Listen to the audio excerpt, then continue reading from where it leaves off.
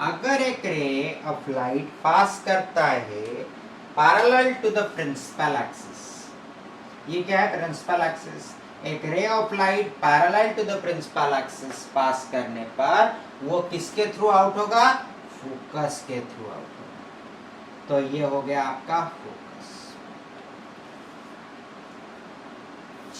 Same convex mirror में क्या होगा, if a ray of light appears to if a ray of light is directed parallel to the principal axis towards a convex mirror, then it will appear to get diverged from the principal focus of the convex mirror।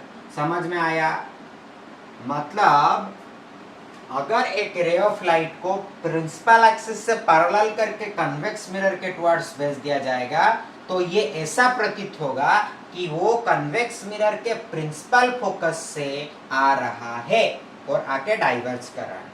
ठीक है, इसी प्रकार ये हो गया आपका rule number 1 concave और convex का कंप्लीटेड।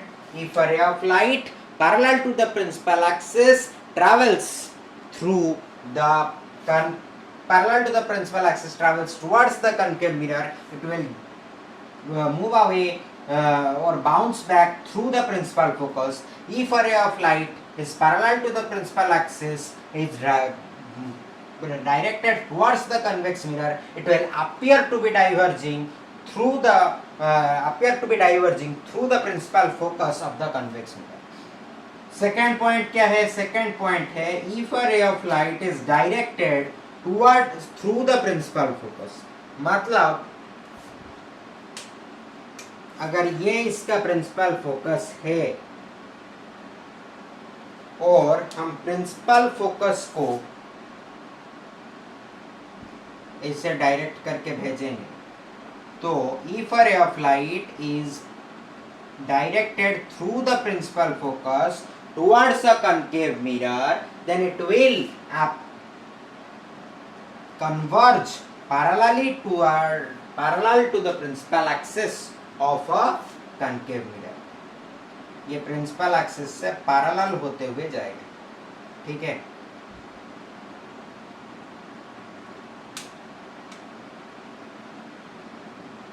ये सेंटर ऑफ कर्वेचर और ये है focus.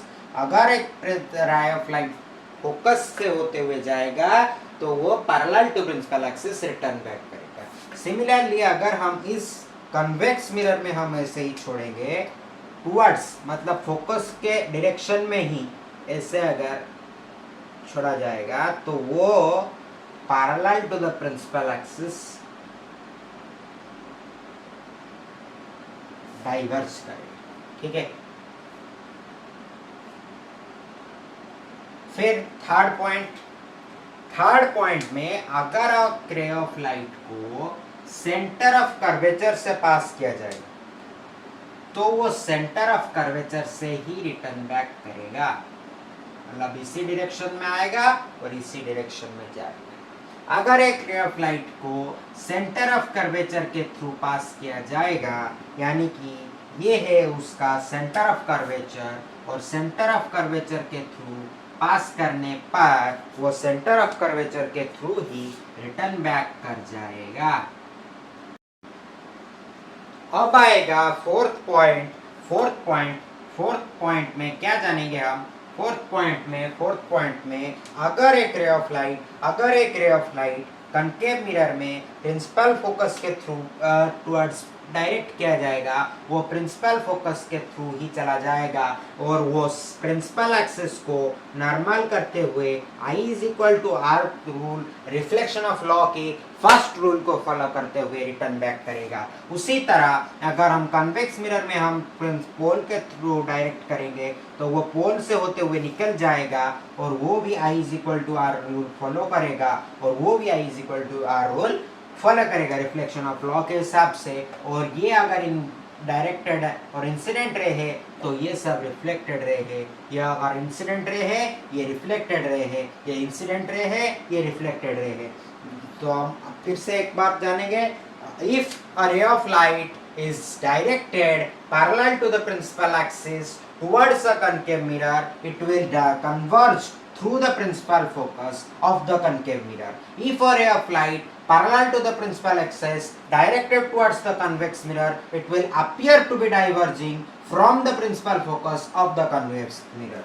If a ray of light is passed through the principal focus of a concave mirror, it will converge parallel to the principal axis of the concave mirror. If a ray of light is passed towards the principal focus of a convex mirror, it will appear to diverge to parallel to the principal axis. If a ray of light is passed through the center of curvature of a concave mirror, it will pass towards it will return back in the same direction of the concave mirror. If a ray of light is passed directly through the center of curvature of convex mirror, it will then return back in the same direction of the convex mirror. If a ray of light is directed towards the pole of a concave mirror, it will return back by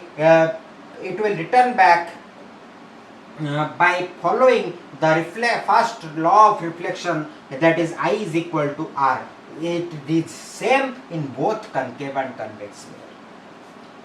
Okay, तो हम rules for image formation of spherical mirror भी जान गए. ये 4 ठो rules है, और ये रूल्स जानने के बाद अभी हम जानेंगे image formation by concave mirror. ठीक, आज हम पढ़ने image formation by concave mirror and convex mirror. पहले हम पढ़ेंगे image formation by concave mirror. तो बच्चा बेटा ये बताइए ये क्या है? ये एक कनकेव मिरर है, और कनकेव मिरर में ये सब क्या है? ये है concave mirror.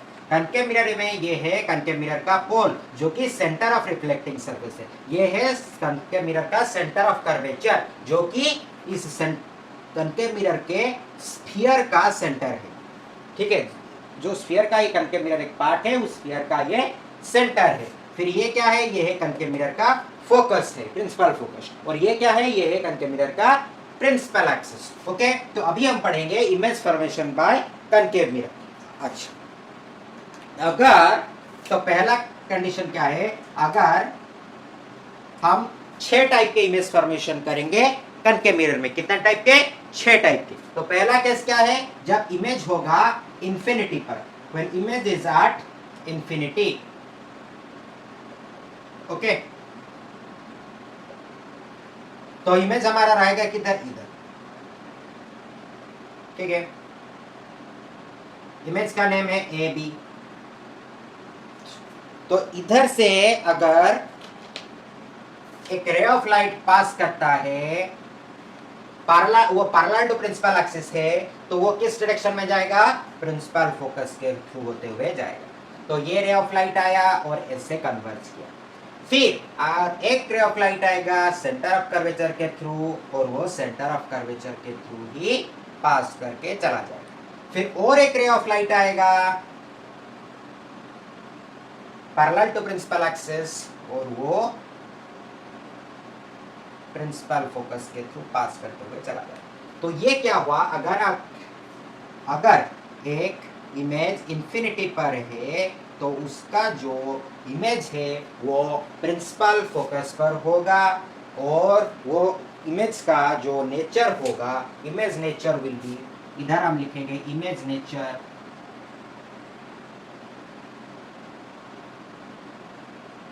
Real image, virtually it's real and diminished image. Real, inverted, highly diminished image.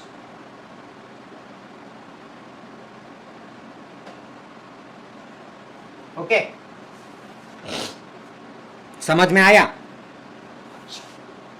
अब सेकेंड केस जो है आपका वो है, और इमेज का अगर हम कहां पे इमेज फॉर्मेशन हुआ वो बताए, तो at principal focus. F, capital F. Okay, small F जो है वो फोकल लेंथ को डिनोट करता है. ये जो है ना, ये फोकल लेंथ है, और कैपिटल एफ प्रिंसिपल फोकस को डिनोट करता है. ठीक है, तो फिर हम जानेंगे इमेज फॉर्मेशन एट बियॉन्ड सी.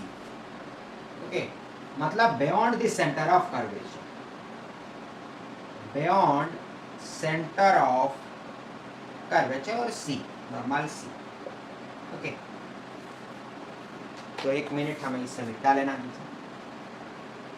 थोड़ा बोर्ड साफ सुथरा हो जाना चाहिए, तो फिर इमेज डबल इमेज फॉर्मेशन हो जाएगा।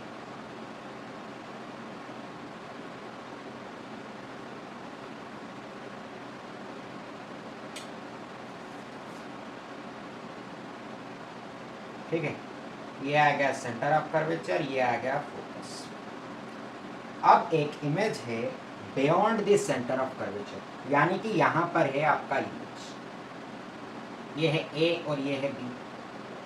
तो ये इमेज किधर फॉर्मेशन होगा?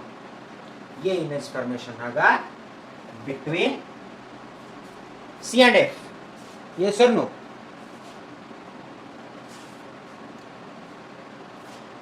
कैसे फॉर्मेशन? ये जो पैरेलल बीम ऑफ रे ऑफ लाइट है, ये इधर से जाएगा, प्रिंसिपल फोकस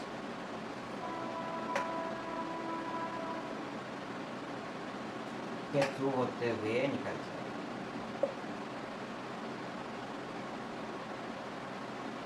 ठीक है,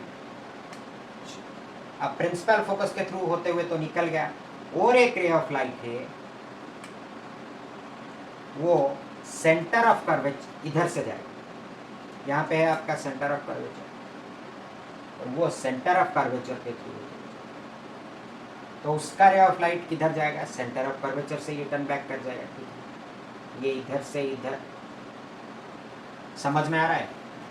और एक रे ऑफ लाइट है, वो फिर सेंटर ऑफ कर्वेचर से जाएगा और सेंटर ऑफ कर्वेचर से रिटर्न। तो इमेज फॉर्मेशन जो है आपका कहाँ पे हुआ?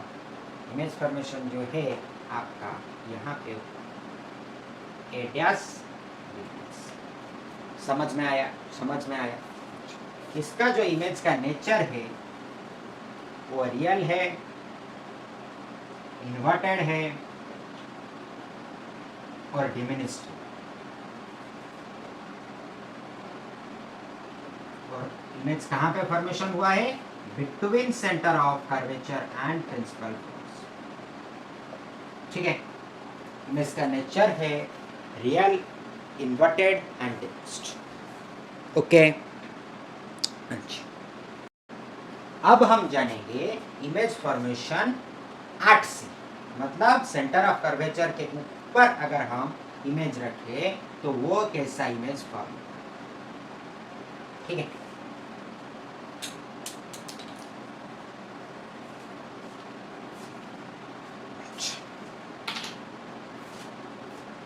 ये आ गया आपका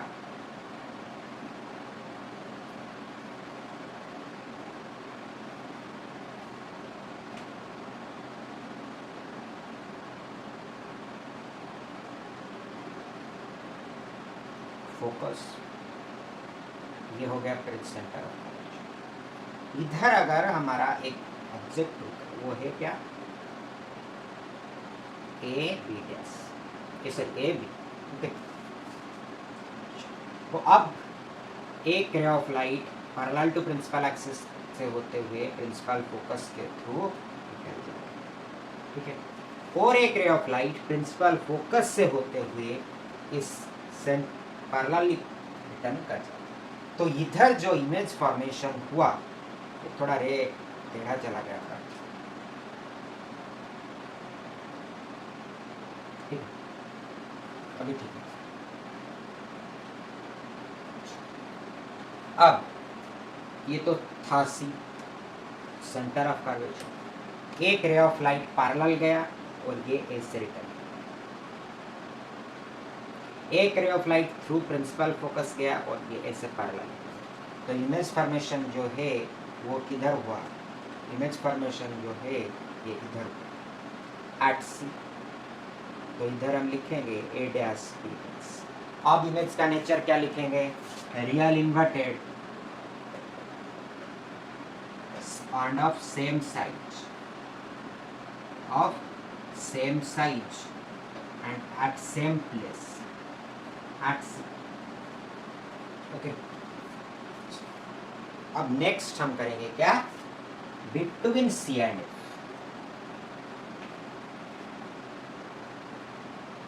between C and F.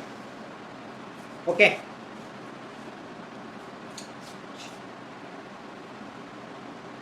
ये हम कनकेव मिरर में इमेज फॉर्मेशन कर रहे हैं। समझ में आ रहा है सब?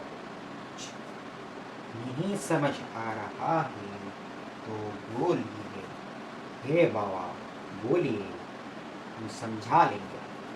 ठीक है, तो ये है इसका प्रिंसिपल फोकस, ये है सेंटर ऑफ कर्वेचर, और ऑब्जेक्ट रहा यहाँ पे between centre of curvature and focus. और इसका जो रे ऑफ लाइट है वो ऐसे पैरेलल टू प्रिंसिपल एक्सिस अगर जाएगा तो वो प्रिंसिपल फोकस के थ्रू होते हुए निकल जाएगा, और अगर एक रे ऑफ लाइट फोकस के थ्रू होते हुए जाएगा तो वो ऐसे निकल जाएगा, यानी कि जो इमेज है वो इधर फॉर्मेशन होगा beyond centre of curvature, that is A dash B dash. अगर बियॉन्ड सेंटर ऑफ कर्वेचर ये ऐसे आएगा और ऐसे रिटर्न करेगा, ये ऐसे आएगा और ऐसे रिटर्न करेगा। समझ में आया? अच्छा, तो इसका जो इमेज का नेचर है वो है रियल इन्वर्टेड एनलार्ज्ड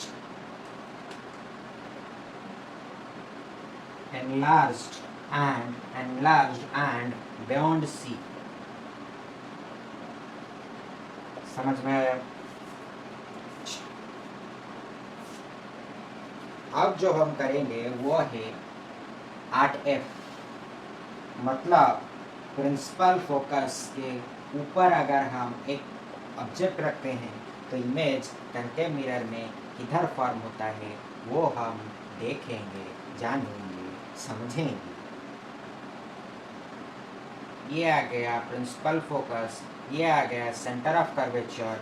8 फोकस हमारा एक ऑब्जेक्ट रहेगा, तो उसका जो नेम है वो हम रखेंगे ए बी, और इसका जो रे डायग्राम है वो ऐसे होगा। ये एक पैरेलल बीम गया, वो प्रिंसिपल फोकस के थ्रू होते हुए निकल जाएगा, इधर मिट गया, अरे बाबा मिट गया, सब कुछ जिंदगी जीवन सब कुछ मिट गया। अच्छा, तो वो प्रिंसिपल फोकस के थ्रू होते हुए निकल जाएगा, ऐसे जाएगा और ऐसे रिटर्न बैक करेगा। ठीक है, समझ में आया? अच्छा, और एक रे ऑफ लाइट है जो कि ऐसे पोल के जाएगा, पोल तक जाएगा और पोल तक जाएगा और फिर कहाँ जाएगा? पोल तक जाने के बाद वो ऐसे आएगा, तो ऐसे आने पर वो जो इमेज है इन्फिनिटी पर फॉर्म होगा, हमें तो दिखाई ही नहीं देगा। ठीक है, अच्छा, अगर हमें दिखाई नहीं देगा तो ये इमेज जो है वो इन्फिनिटी पर फॉर्म होगा। तो इस इमेज का नेचर क्या है? वो होगा highly enlarged real inverted and at infinity.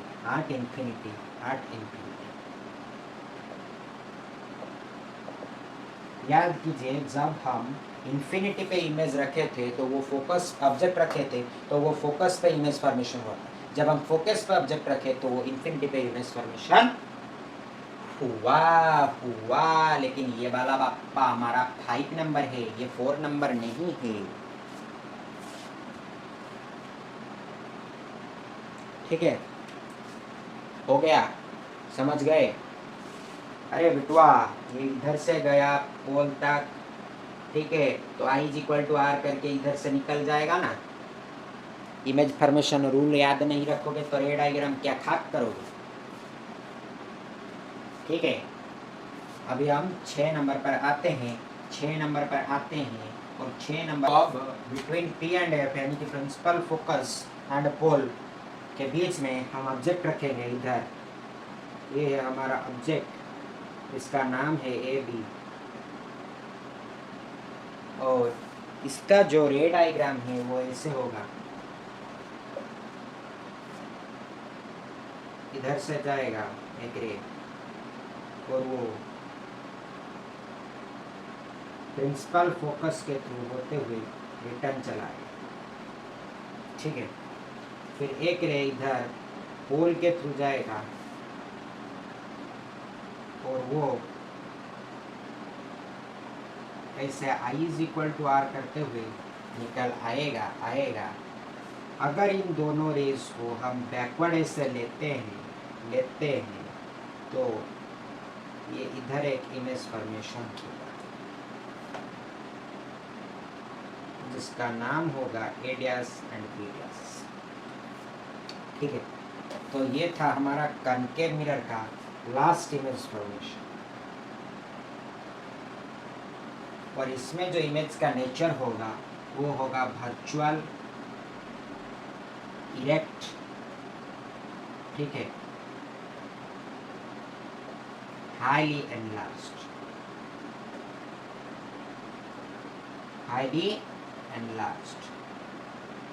और इसका जो इमेज पोजीशन है वो है बिहाइंड द मिरर।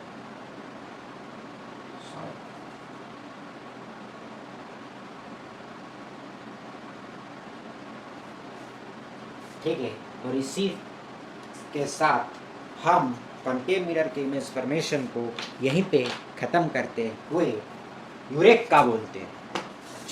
तो ये देखिए, हम अभी देखते आए हैं कि इमेज को हम जितना पास लाते जा रहे हैं कॉन्केव मिरर के पास, वो जो ऑब्जेक्ट को कॉन्केव मिरर के जितना करीब ला रहे हैं इमेज उतना दूर भाग रहा है। फिर क्या हुआ, इमेज अगले साइड चला गया। ठीक है, जब ऑब्जेक्ट हमारा कहाँ पे था, एट इंफिनिटी था, तो इमेज था फोकस पर।